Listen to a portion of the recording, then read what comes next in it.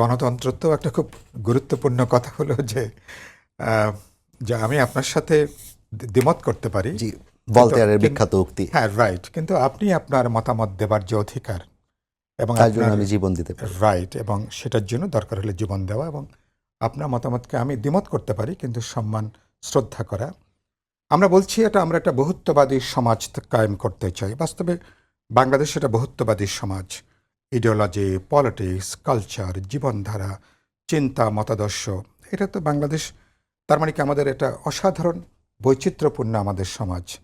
আমরা একটা সমজাতীয়তার, একই ভাষা, প্রায় সংস্কৃতি, তারপরেও আমাদের অনেক ধরনের বৈচিত্র্য, ধর্মীয়, আমাদের বিশ্বাস, সংস্কৃতি থেকে শুরু করে নানা দিক থেকে।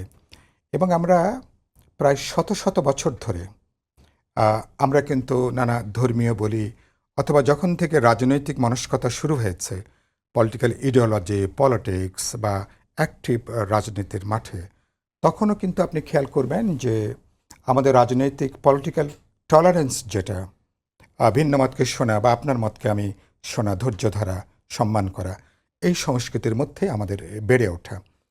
এবং 15 বছরে শেখ হাসিনার বিপদের জায়গাটা ছিল এখানে।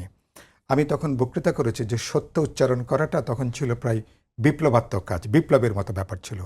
সাধারণ তথ্য উত্থাপন করা যেত না, সত্যকে প্রকাশ করা সেখানে সম্ভব হতো না। তার মানে আমরা যে সমাজটা কায়েম করতে চাই, অনেক প্রশ্নে আমার সাথে এই তিনজনের মধ্যে আমরা যদি একসঙ্গে চলতে চাই, ধরুন একটা পথ চলবো, কিছু প্রশ্নে আমাদের মধ্যে যেমন ঐক্যমত থাকবে, অনেক প্রশ্নে আমাদের মধ্যে চিন্তা, দৃষ্টিভঙ্গি, মতাদর্শের ক্ষেত্রে পার্থক্য থাকতে পারে। এই পার্থক্যটাই হচ্ছে আমাদের ঐতিহ্য, এটাই হচ্ছে গণতন্ত্রের সৌন্দর্য বলেন। সুতরাং বাংলাদেশকে এবং সরকারের দিক থেকে যেটা আছে এখন, এই যে যেটা বললেন না যে ঐক্যমত কমিশনে সমস্ত প্রশ্নে যদি ডিটো মারতে হয়, যদি হাত তুলে বলতে হয় সবাই আমরা একমত, তাহলে তার ঐক্যমত কমিশনের দরকার নেই। তাহলে তো বাংলাদেশে এত এক দেশ রাজনৈতিক দলের তো দরকার নেই, তাই না?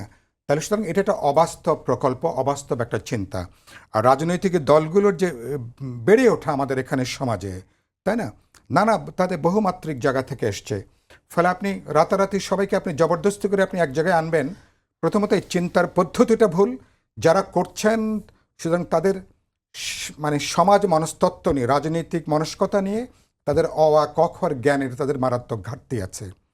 আপনি কোনো কিছু ইম্পোজ করে আপনি সেখানে আপনি ধরেন আপনি জবরদস্তি করে কিছু আপনি আপনি আপনি ধরেন একমত হলেন, তো সেগুলো তো সাস্টেইন হতে হবে, সে তো টেকসই হতে হবে। এটা পাবলিক ডিসকোর্সে যাবে, পলিটিক্যাল এরিনাতে যাবে, আলোচনা হবে, ফাইনালি এটা ইলেক্টেড রিপ্রেজেন্টেটিভরা পার্লামেন্টে কথা বলবেন, এন্ডোর্স করবেন, আইনে প্রণয়ন করবেন, তাই না?